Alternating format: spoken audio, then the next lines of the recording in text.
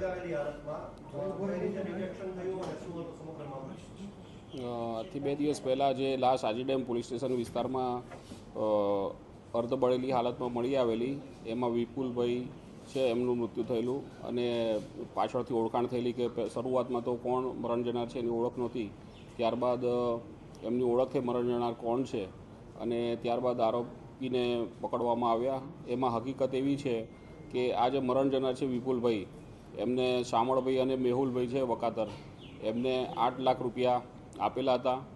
એમાં જે શામળભાઈ છે જે મુખ્ય આરોપી, એને ગેમિંગ રમવાની ટેવ હતી, જે જુગાર રમતા હતા મોબાઈલ એપ મારફતે, અને એમ કરતાં કરતાં એ દેવું વધી ગયેલું, જેથી વિપુલભાઈ એમના મોટાભાઈ છે, શામળભાઈના મોટાભાઈ તો મેહુલભાઈ, એમની સાથે મિત્રતા હતી વિપુલભાઈને, એટલે ઓળખાણ થયેલી અને એ થોડા ટુકડે પૈસા આપતા હતા. એમ કરીને કુલ 8 લાખ રૂપિયા એમની પાસેથી લીધેલા અને અવારનવાર વિપુલભાઈ દબાણ કરતા, પોતાના પરત પૈસા આપવાની દબાણ કરતા.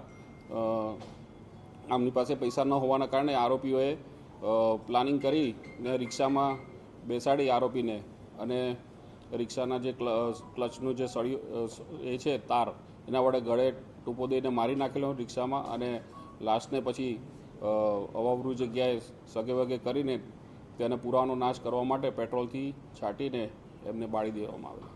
મોબાઈલની કઈ એપ્લિકેશનમાં જુગાર રમતા હતા એ હાલ તપાસ ચાલુ છે, એ તપાસ દરમિયાન ખુલશે. ષડયંત્ર તો એમાં એવું છે કે જે પૈસા બાબતનું જે પ્રેશર હતું આરોપી પર, અને એ આરોપી પ્રેશર સહન ન થતા, કારણ કે એમની પાસે એટલા પૈસા હતા નહીં 8 લાખ રૂપિયા, અને અવારનવાર આ કામના મરણ જનાર છે વિપુલભાઈ, એ એમની ઉપર દબાણ કરતા હતા અને એમના ઘરે પણ ઘણી વખત જઈ આવ્યા, જેના કારણે એમને કૌટુંબિક પણ પ્રેશર હતું આ આરોપીઓને કે ઘરે તમે ના આવો મહેરબાની કરીને. તેમ છતાં વિપુલભાઈ માનતા નહોતા અને એના પ્રેશરમાં આવવાથી આ આરોપીઓએ આ પગલું ભર્યું છે અને ખૂન જેવો ગુનો કર્યો છે અને એનો પુરાવાનો નાશનો ગુનો કર્યો છે.